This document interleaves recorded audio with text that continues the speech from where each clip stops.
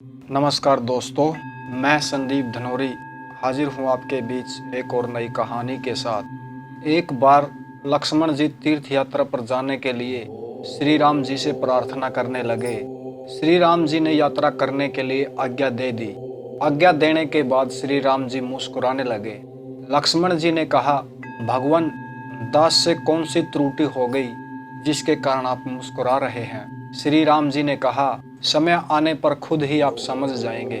लक्ष्मण जी तीर्थ यात्रा पर जाने के लिए तैयारियां करने लगे।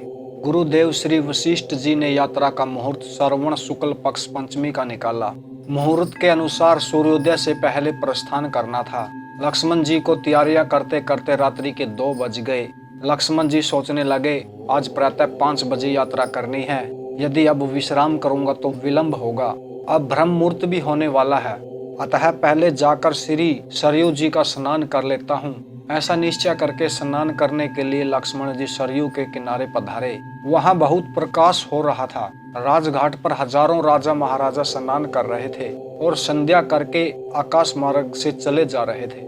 लक्ष्मण जी सोचने लगे, कोई रामनवमी का पर्व नहीं, कोई उत्सव विशेष नहीं, फिर इस ब्रह्म बेला में इतनी भीड़ कैसे इकट्ठा हो गई। लक्ष्मण जी यह दृश्य देखकर लौट आए।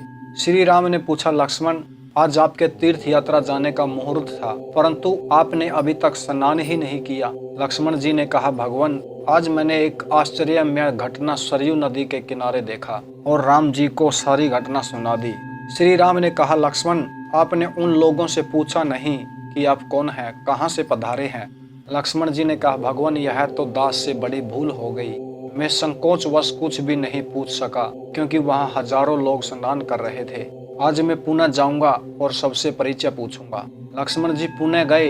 देखते हैं कि कल की तरह हजारों लोग स्नान कर रहे हैं, लेकिन कोई भी किसी से बोलता नहीं है। लक्ष्मण जी हाथ जोड़कर प्रणाम करते हुए बोले, भगवान, आप लोगों का परिचय जानना चाहता हूँ। हजारों राजाओं ने कहा, हम लोग काशी, गया, जगन्नाथ, बद्रीनाथ, केदारनाथ, श्रीरंगम, रामेश्वरम और द्वारिकापुरी आदि 68 करोड़ तीर्थ देवताओं का रूप धारण करके यहाँ नित्य प्रति श्री अयोध्या जी का दर्शन एवं सरयू जी का स्नान करने आते हैं। इसके बाद लक्ष्मण जी महिलाओं के घाट पर गए और उन्होंने उन माताओं को प्रणाम करते हुए पूछा।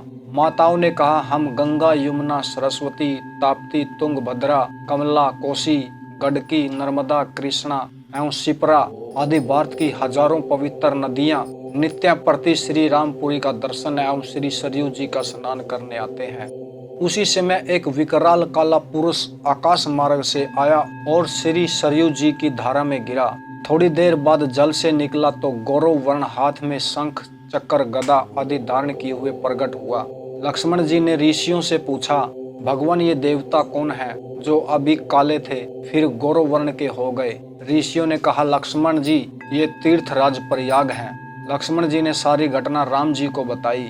श्री राम जी ने कहा, भैया लक्ष्मण, इस पुरी के दर्शन एवं स्नान हेतु 68 करोड़ तीर्थ अयोध्या में आते हैं और आप अयोध्या छोड़कर अन्य तीर्थों का दर्शन करने जा रहे थे। इसीलिए जब आपने मुस्कुराने का कारण पूछा था तब मैंने कहा था कि उचित समय आने पर आप समय जान जाएंगे।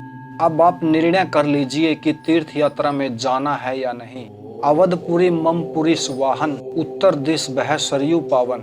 जय श्री राम, हर हर महादेव।